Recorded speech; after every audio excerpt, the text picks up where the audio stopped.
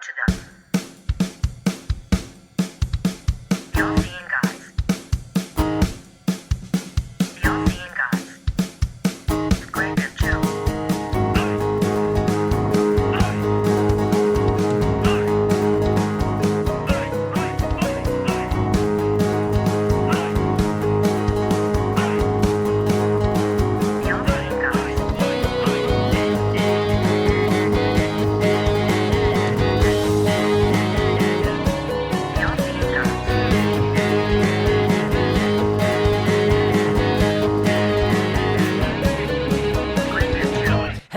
Welcome to episode 271 of the All-Seeing Guys podcast. Who can Joe? I, of course, am Greg, and I'm joined as always over the team ways by who the fuck is it? Well, it could only be obviously Joe Jackson. It can only be. It can only obviously be. Joe Jackson. Yeah. Can only be. Sounds like Obviously.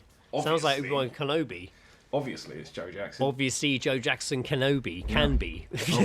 of the Ville of Jackson. Welcome. There you go. We are back again on a Sunday evening. It is what? It's early, 5:20. It's dark outside. It's fucking raining. horrible. It's disgusting out there, man. We're in here. It is the 21st of December. My words, this episode comes out on Tuesday the 23rd, day before Christmas Eve. The eve of Christmas. Yeah, so if that's when you're listening, because interestingly enough, I don't know if that's one of the screenshots I actually sent Joe, we had the podcast's Spotify Wrapped. Oh, up. yeah. And yeah, it's one of the screenshots I didn't send you. We apparently, it was a very high percentage. It was like 40-50% of our listeners listening to the episode the day it comes out on Spotify anyway. Oh, that's not bad. So if you're listening on the day it comes out, Merry Christmas. Merry Christmas. Merry Christmases to y'all. Merry Chrysler. Are we all set for Christmas, Joe? We're days away. I believe so. Yeah. Well, we haven't bought any food yet. No, nor have I. I have no money. So we. I get paid the day this podcast episode comes out. Oh, it's So superb. that'll be my Beauty. little shop day. Lovely stuff. Yes. Yeah, no. So we're going on. I think actually we're probably also going on the day this podcast comes out, and but we went today to go and have a look around and. A pre-shop recce. You got to scope A pre-food it out. shop like, recce. Yeah. You know. I ain't scoping nothing out. I ain't showing up there with no money and wandering around first. Nah, man. I'm. Well, we had like my mum in the past. She's basically like just given us like a voucher. And was just like For Lidl's? No, mate. It's fucking good. Marks and Spencer's, mate. Oh yeah. Oh, hello. fucking All up aboard. We're well Not up me. there. She gave us a voucher. So like, well, look, go and Christmas dinners on me. Yeah, So, fill yeah. your boots. Yeah. Absolutely. So yeah, we did a fucking recce. All right. Oh, yeah, fair enough. Okay. But yeah, it was just to sort of like see. Hang you on a know, minute. So you have the voucher already? yeah. Oh, right. Okay. Yeah, Interesting. but we went today to see what the the sell by dates were, because obviously we didn't want to buy anything before we were going to consume it and feel like, oh, I can't because it's out of date now already. Because we've got a very small freezer, you know. Yeah. Very small freezer, so space is an issue for us. But yeah, it was Wow. just so yeah, we could have bought some stuff today, but we didn't. No. What you need is to check the expiry dates. Yeah, well, mate, some of them say the 24th of fucking December, so yeah, I am checking. I'm not buying something that I can't eat because it fucking went off the day before, is it? It's fucking dumb. Okay, awesome. Yeah, well, I'll go Lidl's on Tuesday and just buy all I want to have. Which is why we're going on Tuesday. But I've got no food in the house like, at all. Like, it's Oh, bad. really? I literally, this morning, was it last night or this morning, I came into the kitchen leaving for work, and obviously it's dark. Yeah. And I can just see a white line of light on the wall from the fridge door being left open ajar. Oh, And mate, it's- I am. and it's not the first time I've done it of late. Like, Yeah, man, Becca gets pissed at me because I do it all the time. I've either like, come home from work or I'm getting up in the morning and I see that line of light. And I was like, fuck. Then I was like, oh, wait a minute. There's nothing I've got fucking nothing in in it. there. And there literally was nothing in there. I did have like I went through a habit of not closing the fridge door properly, or like there was also that, and there was like I wouldn't turn the tap off properly for some reason. Oh, right, yeah. Terrible crimes. Yeah. But no, but actually, I'm not even being sarcastic there. That is like the water running. Fuck that. I don't Oh, know. yeah. Like, that's fucked. man. You're paying for your mistakes. Yeah, but then also we had a leaky tap, so we just got it replaced, and that's not a problem anymore. So there we go. Good job. Well done. Yeah, thank you very much. Appreciate looking after yourself. I like it. This could be one of the boringest intros we've ever done for this episode. I mean, it started not boring, and then you started throwing sell-by dates into the mix. Am I wrong? No, I don't. No, not at all. Not at all. Do you have a favourite sell-by date? Yeah, one that hasn't passed. You're like the milkmaids and clerks, the ones that just sit all day going through the bloody fridge trying to find pulling all the gallons of milk out, trying to find one that doesn't expire. Bread and milk, I will go towards the back, especially for fucking bread, because they put all the early dates at the front, so they're trying to get rid of it. I'm not falling for that shit, Lidl. At the back, where's the later dates are. Same with the milk. I get through bread incredibly quickly because I literally pick up a loaf from this newsagent, and I literally will make my lunch for work each day, which is just a boring sandwich. So I just blast through it, so it doesn't really matter. Easily done. And then I get it from work in the evening. I basically live on toast anyway and bread. Yeah. Like, You're a fucking... and that's and milk. I don't really need milk, so I just have long life milk for it if anyone's ever here and needs tea or coffee. Because I drink black coffee, and that's pretty much it. Black coffee. That's my soul. Although I get some ingredients. I'm off Boxing Day, so I might cook a nice breakfast, do some eggy bread. Oh, nice. Yeah. Oh, you're not working the Boxing Day. Boxing Day off. Boxing Day off for the first time in a few years. So that'll be good. Nice, mate. Yeah, that's good. I'm happy about that. Nice one. But yeah, so Christmas on the horizon, and yeah, man. And we obviously had sad news of late. I know it's Christmas, but there is some sad news. Scooter Granny passed away recently. Yeah, that got sent through to me as well. What a sad one. That's a real sad one. If you're a long time listener of the podcast, then we've mentioned Scooter Granny a fair few times over. Also, the podcast. I think when we did Town Legends. Which is like one of our early. I was trying to remember if she was in that or not. We did like another one later on. It wasn't as a town ambassador, but we did one later on. We might have mentioned her, but we definitely have mentioned her a few. I don't think we did because she wasn't. I think we went with Moses. That was a very early episode. That was one of the first episodes we recorded. She could have been that was like first 6 episodes. It was one of the first episodes we recorded outside of the first 6 we did in one go at your house. Yeah, that's right. Yeah. I think it was one of the first ones we did after that. I think we did it at my parents' house. In fact, I'm fairly sure that's one of the episodes we did. We sat round Nando's grooming table. We did, yeah. We took it to the living room. Yeah, it was good. It was good fun. That was good. God, yeah, man, that was ages. Yeah, fucking. But yeah, no, I think we did. I think she could have been maybe like an honourable mention or something, but like she wasn't specifically like an ambassador. She was just a character. Like she wasn't like. People knew her, but no one had ever had a full-on conversation. People had though. I mean, some people obviously had, but and she was very big in education, like in terms of Kingston University. I'll talk about it in a second. Yeah. But she was known as Scooter Granny for obvious reasons. She was an elderly lady. Whether she was actually a granny or not, I don't know. But she would always be on a scooter. Yeah. And you'd be on the bus going down the high street, and you would see her fly by. Yeah. She weren't slow with it. No, she weren't scared either. Nah, she wasn't fearless. A fearless lady, she was. Yeah, she was a fearless lady, and she was just everyone just loved her. Yeah, she was. I remember her. I genuinely one day remember seeing a video of her on World Star Hip Hop. Yes, that's how it went far. It went really far. She did go viral at one point. Yeah, I think she went viral a couple of times. I think. So Surbiton's famous Scooter Granny, this article's from 2016, I believe. Just saying about her, acolytes and what have you. Surbiton's famous Scooter Gran has received an honorary doctorate from Kingston University. She was in her 70s. She has inspired comments on her youthful spirit as she makes her way around the borough on a foot-powered scooter. Miss Coombs first joined the university in the late 90s, graduating with a BA in Art, Architecture and Design and History in 2002. On January the 22nd, this is again 2016, she received an honorary Doctorate of Arts. Miss Coombs spent most of her working life at the BBC, where her various roles included working at the Eurovision Song Contest and assisting Latin American broadcasters during the 1966 World Cup. These days, she volunteers with St. Raphael's Church, with the Kingston University, and attends Kingston University Freshers' Fair every year in support of the KU Christian Society. So yeah, she was very active, very involved. A kind soul. Yeah, very kind soul. So yeah, Yes. a loss for Surbiton and the world, and the scooters, And for mankind. and the scooter society world. Yeah. You know, you've lost a great role model out there. R.I.P. Yeah, sad one. Yeah. I went to. For some reason, I thought you were going to bring up Rob Rayner, and I was just like, really? And then I was like, I thank wasn't. God. Like, No, I wasn't going to at all. That's messed up though. But I It's wasn't fucked going up. to. So fucked That up. is fucked up. Yeah. No, don't get me started on that. I went to the Panto yesterday. Oh, you said, yeah.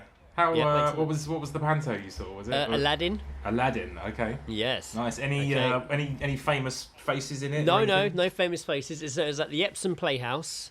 We went to the same one last year to see Cinderella. Okay. Me and Lizzie both went. We went all together. Me, Lizzie, and Indiana, and used the elf to give her the note in the morning to let her know it was happening. We're off to go see Aladdin. Oh yes. Right, Any elf updates? Any more? No, I've been doing all right for the elves. I went to the garden centre last week, and they were selling elf outfits.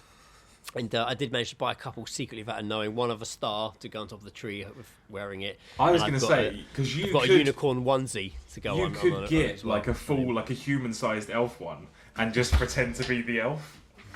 Yeah, no, I don't know if I would do that at all. I just pulled my earphones out. There's going to be I a know fun, you did. I fun, heard it. Weird moment I heard there it for go. And you could just but you could just be like dead, like not dead, but like No, just don't be dead. No, like in the corner, just looking I don't like want to fucking- ruin Christmas for the poor kids. Make her come down and find her dead father dressed as an elf. On the 12th day of Christmas, you gave to me trauma. That wasn't rehearsed, though, by the way. Oh dear. But no, I think I've been done okay with the elf. I can't remember everything I have done. I did do after the episode last time the zip line on the candy cane. Oh yeah, And yeah, I've that's done. good. I did him hanging from the tail of my 80s clock, cat clock. Yeah, Cat nice. That's clock, good. not Good, cock. good. Yeah, a few random bits. But for the morning of Panto, Lizzie had made. I'd smuggled over and I'd picked up Indiana a little lamp. Lizzie had made and like a note, very like it had been written by the elves. Like you open me, you unfold it all. Yeah. Indiana had written a note to her elf last month saying she really wanted to go to see Aladdin the Panto. So yeah, this was a response to that. Super. So yeah, tickets were there. She was very excited. So I went to the Panto. Yeah, it's long though. It was. I didn't really enjoy the Cinderella experience that much. It was long. Yeah. I didn't find it that funny. I You're didn't just like it. it's not a story that interests me.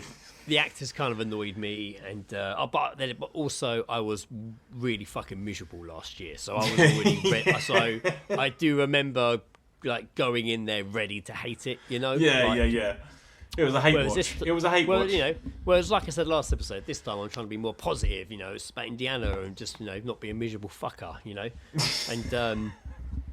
and I went in there more in that frame of mind, and it was way funnier. Like it probably was just generally. It was things the same cast. They're not famous people. It's like the same theatre group that make it, but it's quite a high production Panto. Like it's got quite good effects. Like the lighting's really good. The stage is great. Like it is it's a really nice like the Epsom Playhouse is a nice theatre as well. Like it suits the Panto really well. Like it is you feel like you're getting a good show. It was way funnier than the Cinderella one. Like I generally found a lot more adult humour in this. Nice. They found, and mate, this one got me. Oh, I wish I could remember what the fucking Aladdin's mum was called. What they called her. Yeah, she had such a ridiculous name. It was so like. Was it like a pun? or Oh something? my god, no! It began with F. It was like not Franny. Flip it. Oh, I can't. I'm not going to remember it. But the thing is, I won't remember it. I have to ask in January. Was again, it so like I've got to ask him. hilariously like long or something? Was it just? No, it just sounded a bit rude. But she was one that was. I think I messaged the group about it when she was like, "Oh, I own a laundrette and a Chinese restaurant in one place." She's like, "We call it knickers and noodles. Wash while you nosh. I was like, Jesus. I mean, it could have been way more racist. I feel like. I think when I was reading that, when you put that into the group chat, I was just like, laundrette and the Chinese. Oh dear, this isn't gonna go well. And then there was just a lot of. There were a lot of like, very adult jokes, a lot of adult humour. But obviously, the mum is a man dressed up as a woman, like really ridiculously over the top. Classic. And when like the baddie tries to like seduce her at the start and meets her, and she's just like, "Oh, I'm all woman and a little bit extra."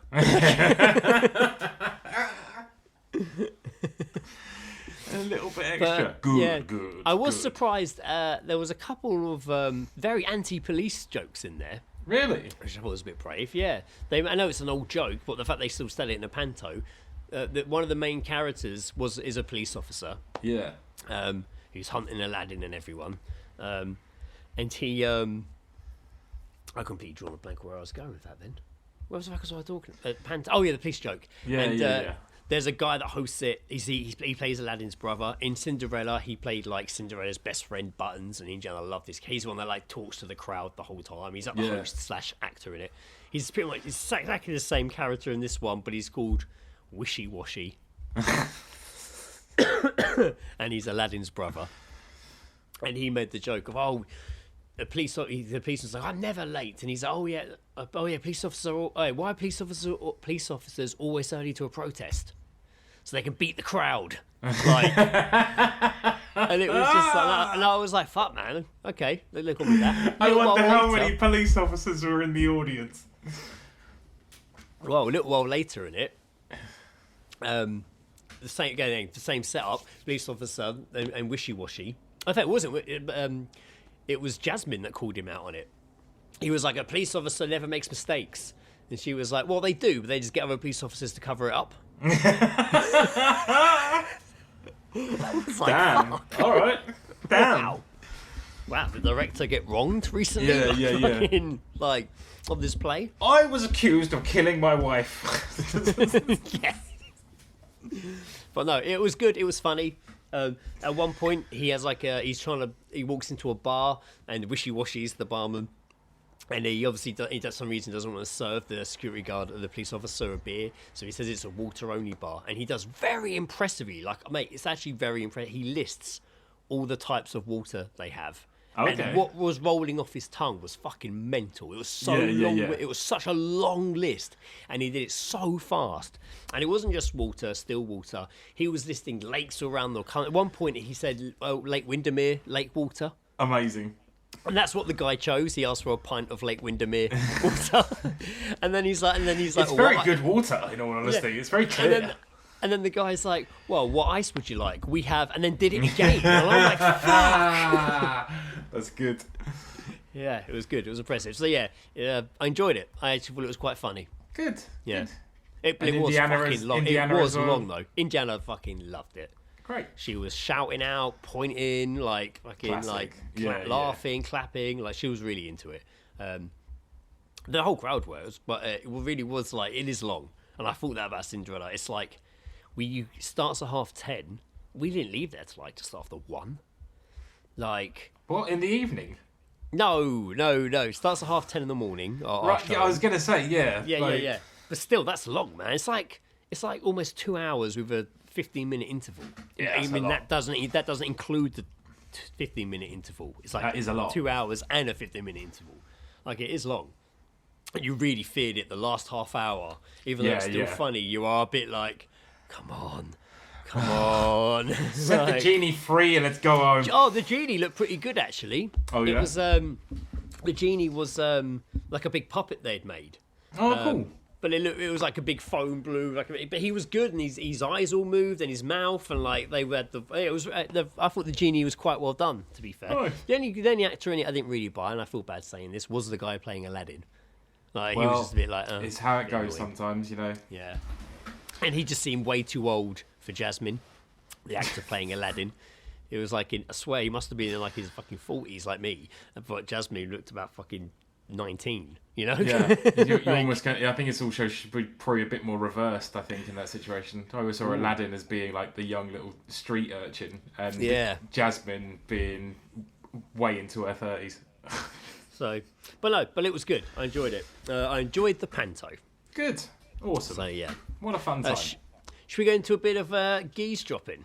If you please, yeah. I have nothing to provide for this segment, but I'm happy to listen. Excellent. Well, Geezedropping, we hear snippets. I had a conversation, heard about you. I lost it then. Fuck, I lost it. Oh my I God. stopped to think about it. Yeah. And I never do that. Never do that. Let's just go to Geezedropping. Geezedropping.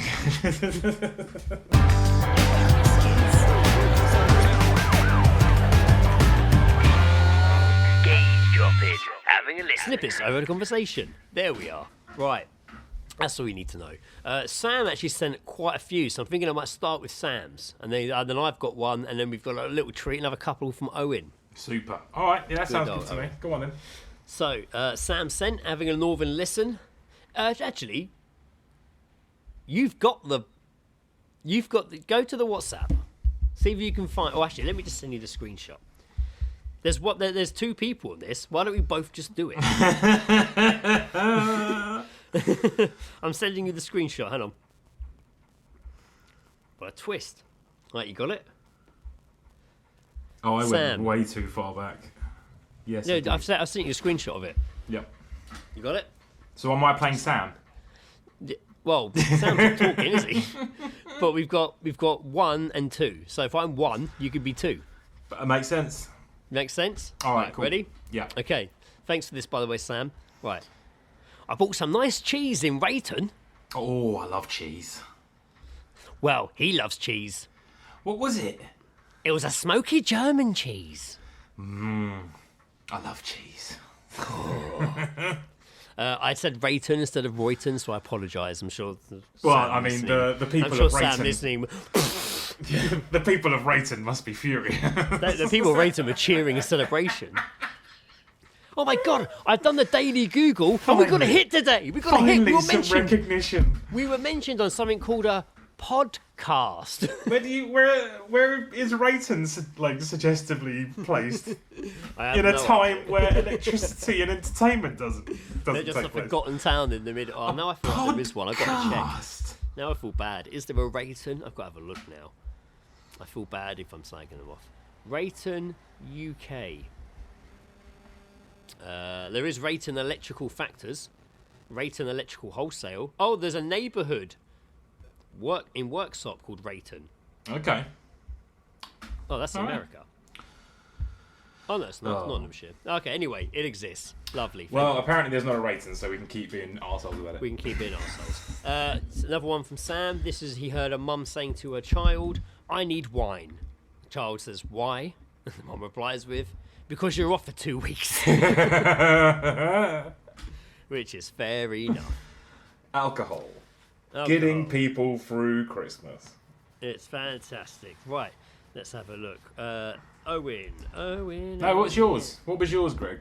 Oh, yeah, I had one. I had one too. It wasn't in the screenshot, so I moved on with my life. Here we go. This was a bunch of kids I heard on the bus the other day. Awesome. And when I say kids, probably like I don't Cunts. know, late teens, maybe late Cunts. teens. Yeah, I know. And what you it was 2 girls and a guy, and one of the girls said, "I'm not telling my dad anything. I won't even tell him I kissed someone." mean. She's opened herself up there because that means that she has definitely done more than just kiss someone. For sure. Yeah. Right, Owen sent us a couple. Thank you, Owen. I had a missed video call from him, and he was like, "Ignore that shit. We're trying to find my lighter."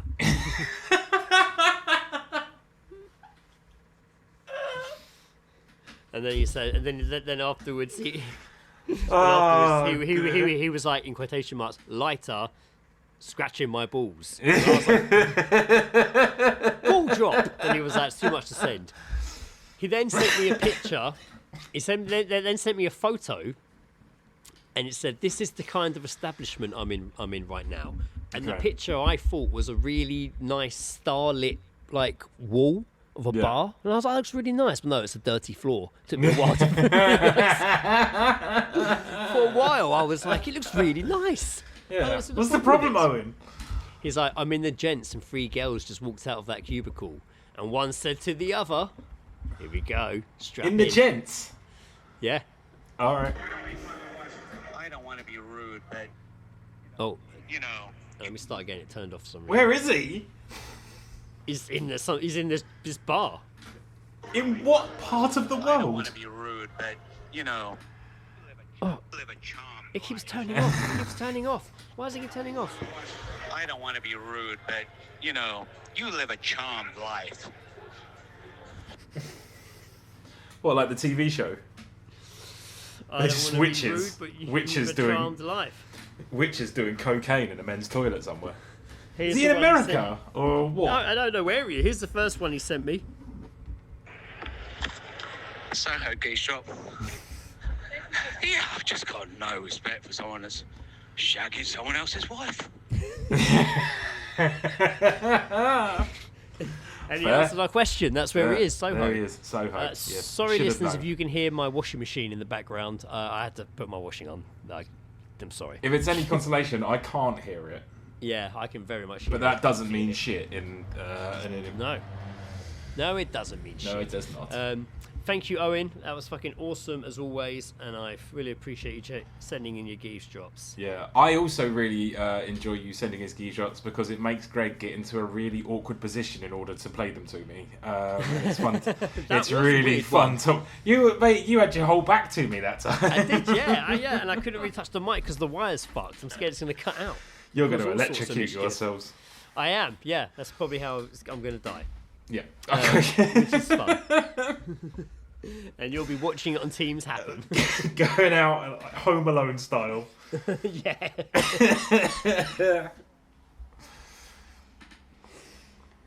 Yeah, sorry, I am enjoying a nice glass of red. Is that actually just Yeah. a bit of red wine on the go? A little bit of red wine on the go. Well, Lovely. I've got no money, so I got no beer. I didn't want to just drink Baileys all night and get it all be sick. Yeah, it's, you know, to be it's fair, the, I've got quite a there's bit of an whiskey element of kicking around. lactose to it that is just like. Oh. Yeah, I have got a fair bit of whiskey kicking around, but Oh dear.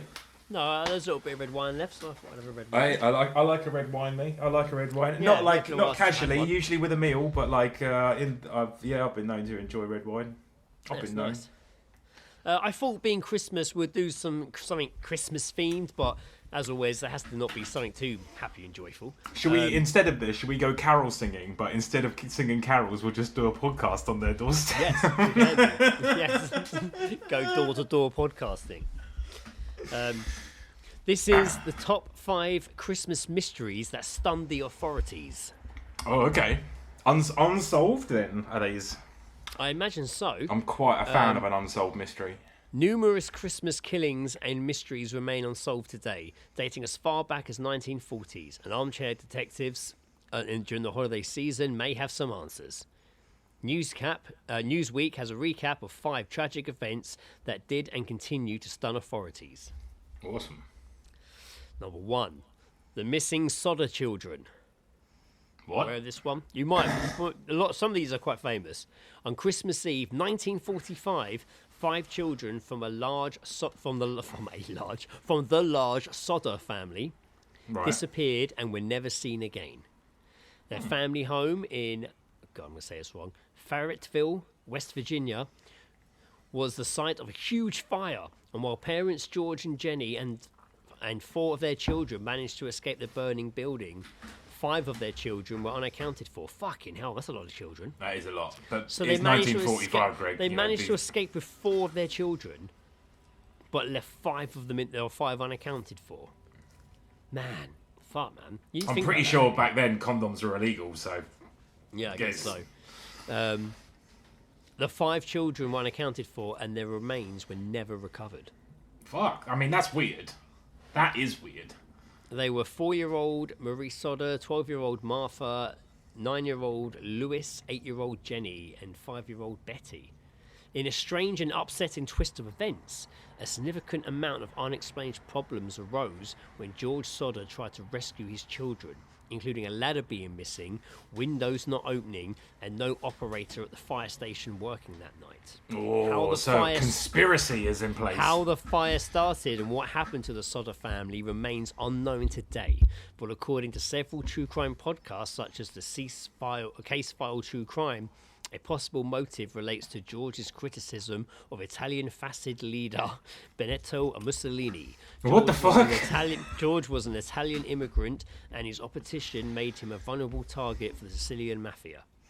George demolished the house, but before it could be established whether his children were dead or missing. According to Very Smithsonian, strange. the surviving Strange. Sodder family believed for the rest of their lives that their relatives had survived the fire. A billboard was erected in the 1950s with images of the children, and a reward was offered for information. It remained standing until Jenny Sodder's death in 1989. Fuck, man. Damn. I that does not ring a bell to me at all. No, that does sound fucking like... That does sound a bit suspicious, though. Yeah, that's peculiar. That is peculiar, definitely. Like... that is, yeah, there's no doubt about it. That's like a... You don't just have windows 5 missing kids. ladder. Like... Fires, then that could have been a mafia move. The fact that... I mean, yeah, that could have totally been a mafia move. Just, you know, no body parts. No body parts at all is peculiar. No remains, yeah.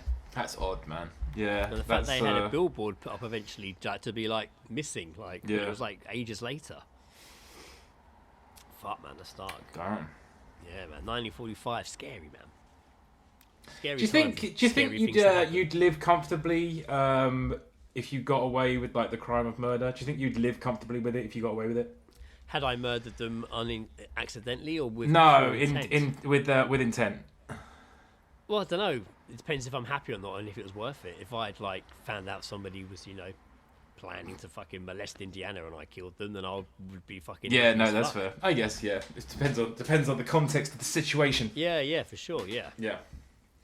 Um, What about if it was an accident you got away with You know, it? You'd be like, if oh man, why don't somebody, people do this all the time? if somebody put, a bloody reduced sticker or a price sticker over the sell-by date of something you spent your M&S voucher on, Well, and you got it home and it actually went out of date on Christmas Eve, I'd go down there and stab the cashier in the neck for you. yeah, absolutely. I mean, to be they wouldn't have a job to go back to because I I don't would think have I'd even need a burned lawyer the in place court. down. Yeah.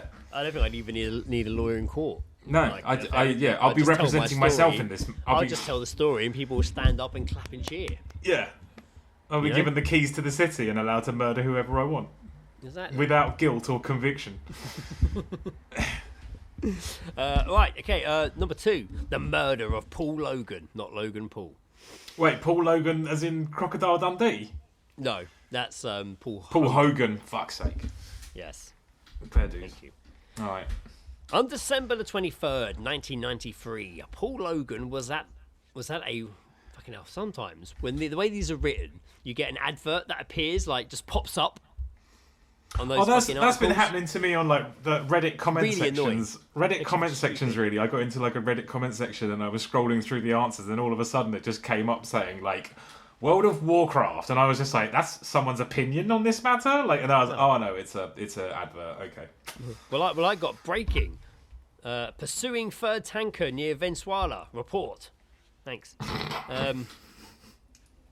Right, where was I? On December 23rd, 1993, Paul Logan was at work as a Chinese food delivery driver in Blackhill. There we go. County Durham in England, when he was called to deliver an order to Blue House Farm. When Logan arrived at the farm, the dad of 2 was told no food order had been placed by the homeowners, and he headed back to his car. The owners at Blue House Farm raised the alarm when they noticed his white Peugeot car was still sitting at the end of the lane to their home later that evening. When police arrived, they searched the area and uncovered Logan's body. He had been bludgeoned to death. Fuck. Today, his family is still searching for answers. In 2021, Northumbria Police reviewed the case, and Detective Superintendent Ian Sharp told the British news outlet Chronicle Live that his team had interviewed 2,271 people, taken 903 statements, and followed up on 1,796 lines of inquiry. I'm keeping an open mind about why Paul was killed, Sharp said. This murder was pre-planned and well organised in such a way that it was extremely unlikely the killer was acting alone. It is probable that at least 2 people, possibly more, were involved. Fucked up, that, isn't it? That's well fucked. Yeah. Jesus. And still no answers to that. No, nothing solved. the old fake phone call to the fucking to the Chinese delivery. Fuck, man. Damn. They Nah, must have just fucked. been waiting. What? They must have been waiting. It's weird they didn't even get him as soon as he drove in. They actually waited for him to go to the house. Yeah. Like, Fuck, man. do that. Like, that's weird actually, because like I thought you would have stopped and murdered him Greg has going notes. in. Stopped and murdered him going in, because by going to the house, he's alerting them to his presence. Like, it's raising. They're the ones that raised the alarm because they were like, "Oh, that's a guy that was here earlier up the road." Like, Yeah. like it's just seems weird that they would let that bit happen, then murder him. Wow. I mean, maybe that's Anyway. why. Oh well. I mean, maybe that was the important part to getting away with it. Ooh. Or maybe they did not. Maybe they did not. Yeah, that's mad. Yeah, that's Crazy. Yeah, I don't know. Crazy, I don't crazy. know. That's a lot of people. How have they interviewed 2,271 people over that?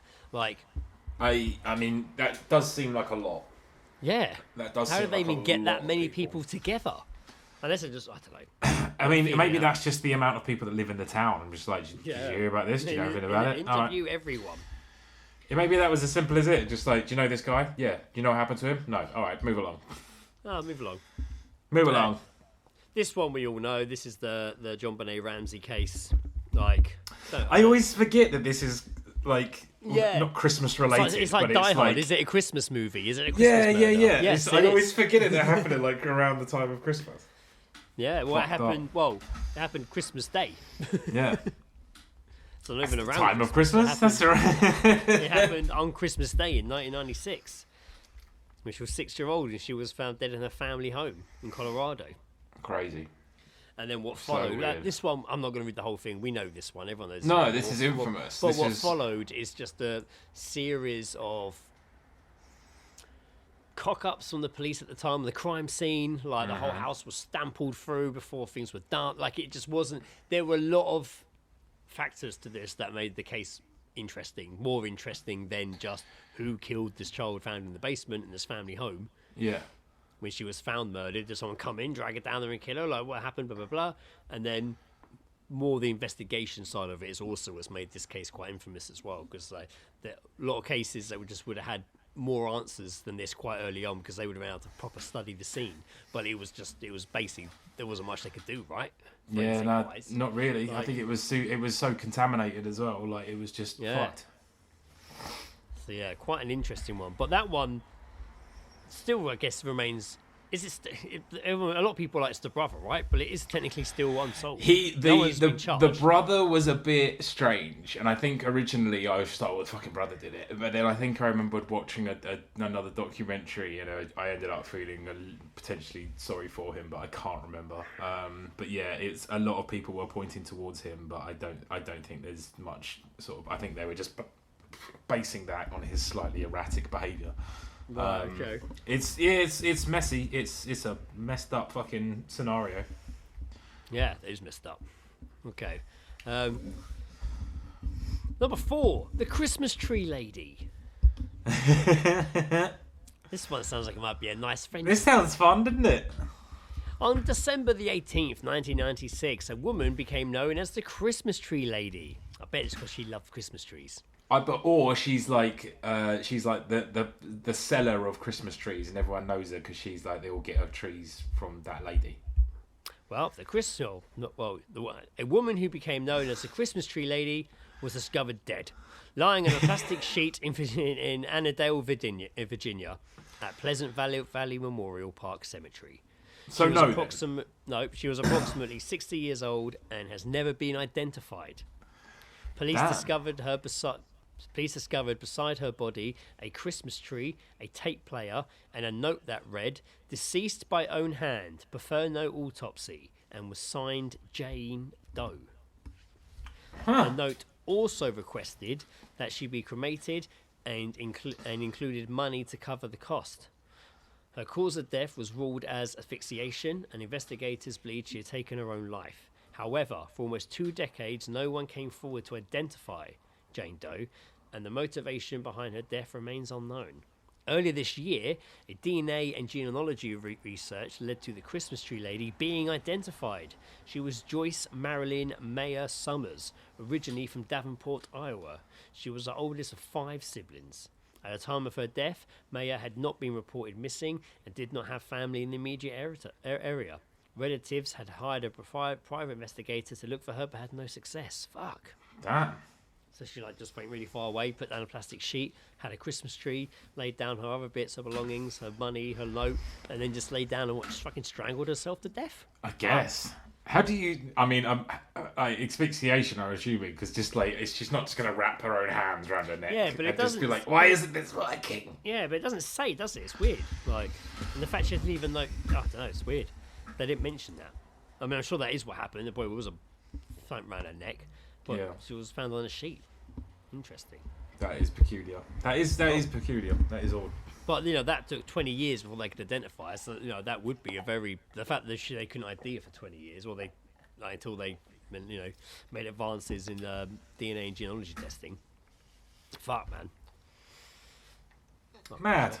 Well, gone out on her own. You know what, Christmas tree lady, you went out on your own terms. I respect. Yeah, that's it. Yeah. Got to admire it. You got to admire it. Yeah, and you covered everything. You even covered the cost to be cremated. So yeah, sorted. five, Provided your own then. top. Number 5, Ed and Minnie Morin. What? It took more than 2 decades to find out what happened to the elderly couple, Ed and Minnie Morin. On Christmas Eve 1985, the couple's bodies were found in woodland after they had been shot in the head near their home in Ethel, Washington. It was not till 2012 their family finally got justice when witnesses came forward with evidence. But for years, the couple's unexpected death baffled authorities. An investigation in the 2010s discovered the Morins had been kidnapped by Rick Rife and John Gregory, notorious drug dealers in the local area. He forced them to withdraw $8,500 in cash. They were then driven to the woods and shot in the car. Unfortunately, witnesses did not come forward, fearing retribution for the men. But years later, Rick and John Gregory were picked out of a lineup by witnesses who had seen them driving Maureen's car. John Gregory died before he could be arrested, but Rick Rife was charged with 2 counts of murder in the first degree, 2 counts of robbery in the first degree, and 1 count of burglary in the first degree. He was found guilty and sentenced to 103 years in prison. Damn. That's what you fucking get. That is what you fucking get. That's what you fucking get. Fuck, man. That's what you get. Did you, by any chance, have you seen on Netflix, it was called... Oh, fuck. No, I haven't seen Oh Fuck. Go and see Oh Fuck, because it's really good. It's called like the Mushroom Oh Fuck, Murders. who art in heaven. Sorry. It's called like the Mushroom Murders, or it's like Cat. Yeah. I was following the story in the paper. I haven't watched... Watch that. I was following this. Fucking good. I was following the story when it was happening. Yeah. And I turned on Netflix yesterday, whatever, and I generally was like, "Fuck! They've already made a 3-episode documentary about this. They moved quick." It's so good. Like Becca fuck, put it they on moved because she quick. was just like, "Oh, this sounded interesting," and I put it on, and like the intro looked really shitty, but actually it's like really good. And we watched like the 3 episodes of it, but that is a fucking superb story. That absolutely sounds like something the Metro would go all out on and have like an article a day about. Yeah, no, that's fucking yeah. Nothing Christmas related at all. But yeah, if you haven't seen it, please do go and watch this. If I can remember what it's actually fucking called. Hang on. Hanging on. It's called the Mushroom Killer, right? Or something like that. It's called something like that, isn't it? It is Death Cap, the Mushroom Murders is what it's called. Oh, there we go. That makes sense. Death Cap for cutie. Very good. Very good. To wrap up, this story I had under Darkest Story of the Week. Had you? Was that your list of Christmas mysteries? That was the 5. Yeah. I actually do have one to add to it, which I go on then. I remembered. This is it happened in Rettendon, Essex. Yes. And it was 3 men were found shot in the head down a farm track in a Land Rover. This happened around the time of December in Essex. They were Pat Tate, Tony Tucker, and Craig Rolfe. Just had to throw that in there. That was not crazy close. It was the 6th of December, 1995. Yeah, but that has never been solved. Never been solved. No, it hasn't been, has it? No. Yeah. Yeah. So yeah, I just thought I'd throw that in for good measure. Yeah, somebody got him. Somebody got them. Somebody got them. I have seen there's some interesting theories about the Essex murders. Oh, there's loads, yeah. There are loads, but the ones recently pointing towards the police doing it have been really interesting, and it's all associated to Leah Bates. Yeah. And her death, and her dad was like a fucking ex-copper or something, and it was an interesting theory. But yes. Fucking A.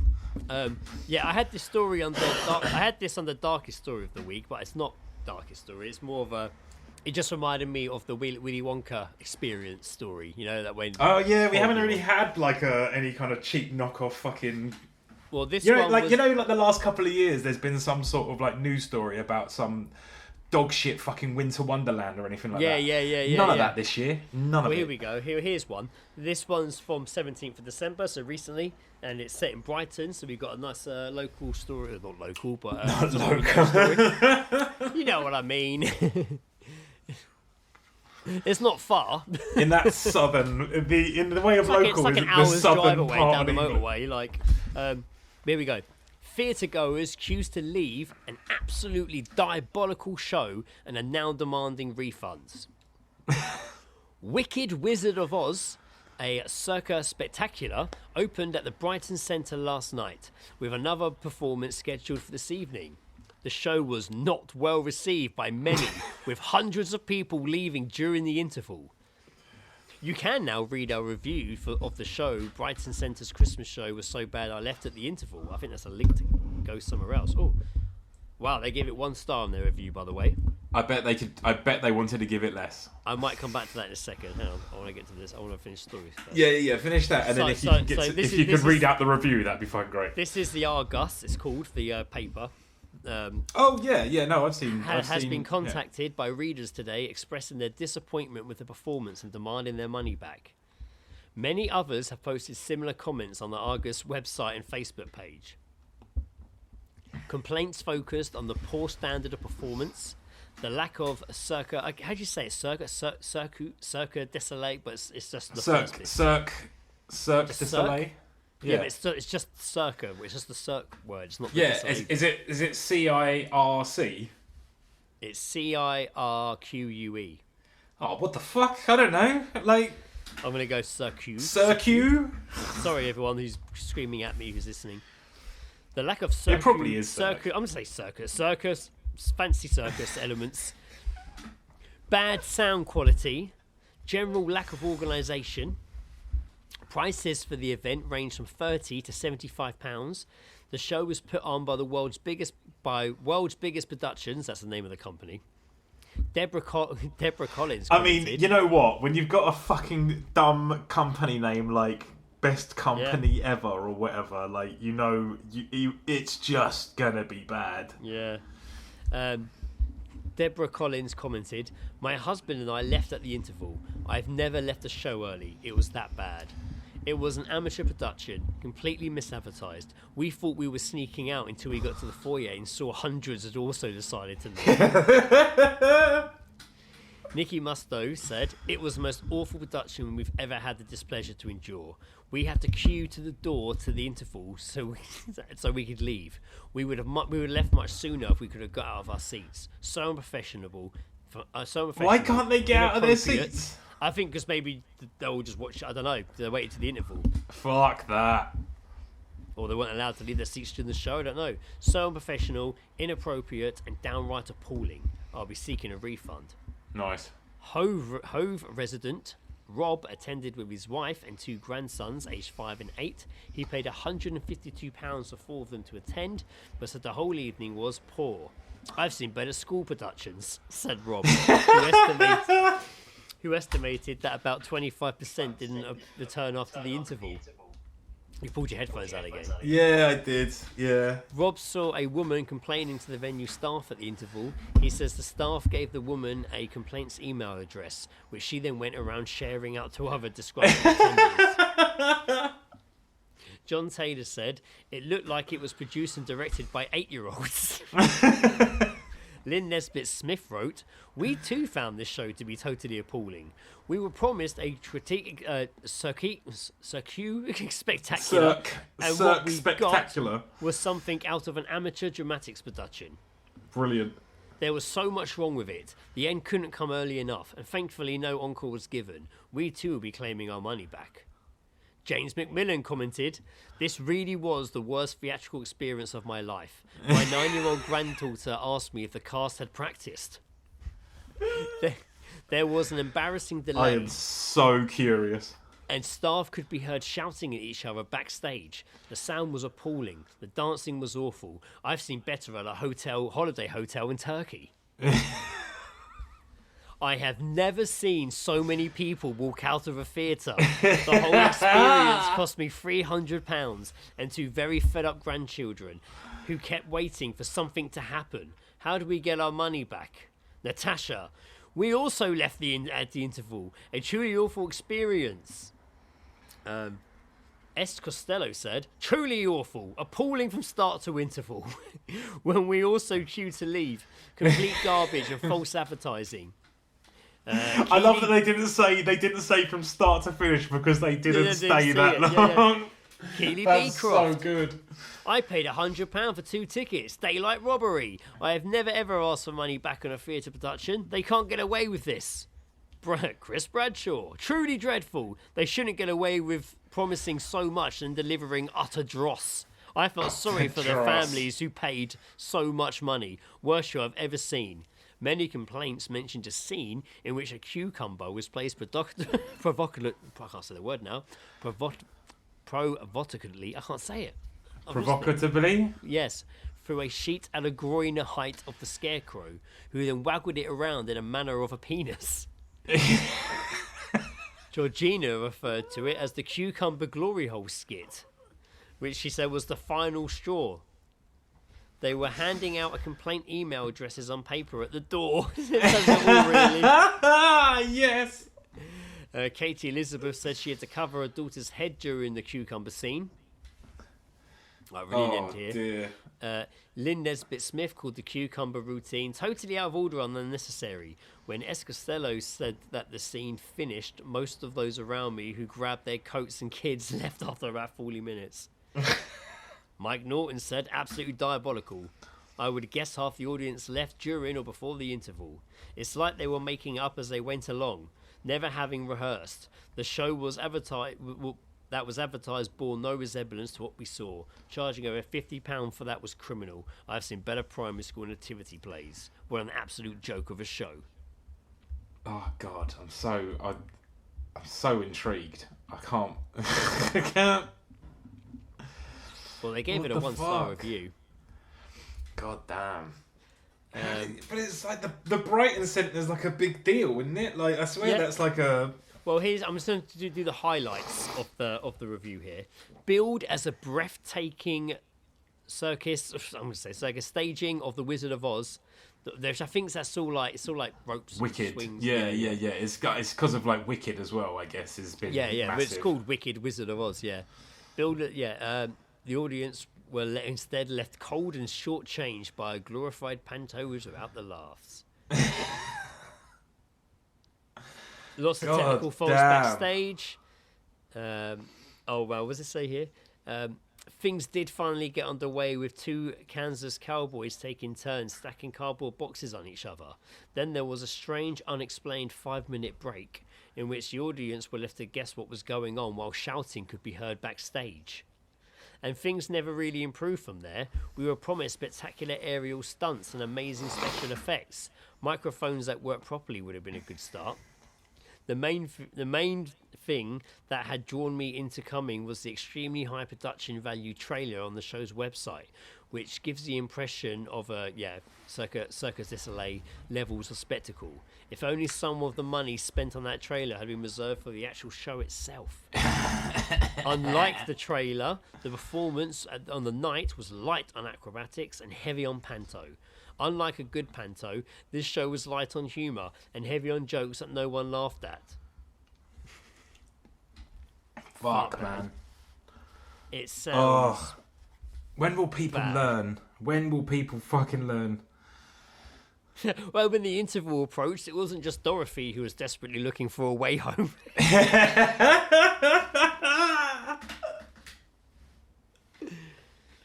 Oh, man. Fuck.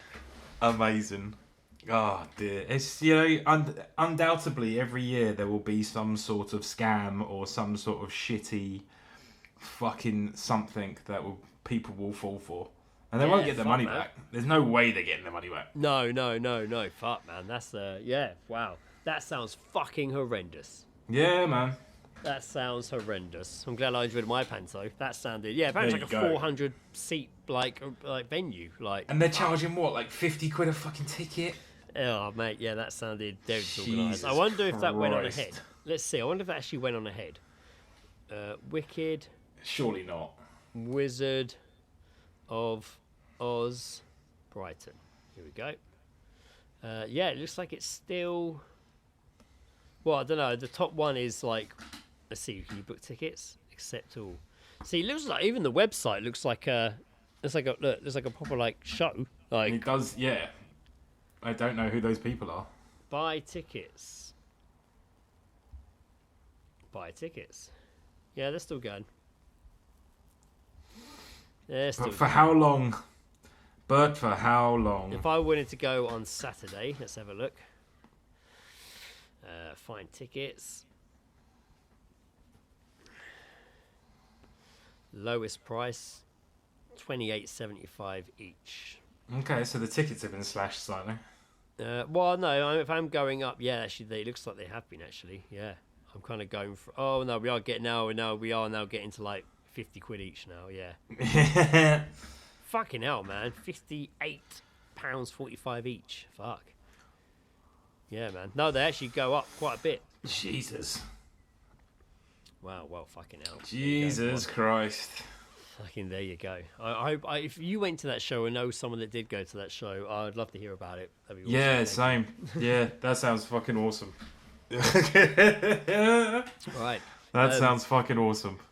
I know, obviously, Christmas is going to be a busy week, so probably, I don't know, this episode probably won't get listened to as much Christmas week because it'll come out on the Tuesday. But when you do get round to it, and I hope you had a good Christmas, and if it isn't before, Merry Christmas. Yes, thank you as well to those who sent Geezedrops. Please do keep them coming in. You are very much supporting that segment. Thank you very, very much. Right, everyone. I'd say we're going to wrap this episode up. So, yeah, thanks for listening. We'll be back in a couple of weeks in 2026. I guess. God. Fuck me. We'll do a wrap-up. Just do a bit of a wrap-up. We'll do a wrap-up. Yeah, we haven't done a little wrap-up for a while. We'll do a little bit of a cheeky little wrap-up. All right, we'll do some research as to what happened in 2025. Whatever that may be. That may be. Right, well, everyone, well, thanks for listening. I have been Greg. I've seen Bella Primary School Productions Armstrong. I don't know. I've been Joe. I've got no respect for anyone that sleeps with another man's wife, Jackson. Hey, thanks for listening. Merry Christmas. Bye. See ya. You've been listening to The All Seeing Guys with Greg and Joe, where Greg probably had some kind of list, and Joe most likely went for a piss 5 minutes before the end. If you hear this, it means that Greg hasn't sorted an outro yet. So maybe just imagine some music here, because honestly, that's all I actually wanted. Okay, bye.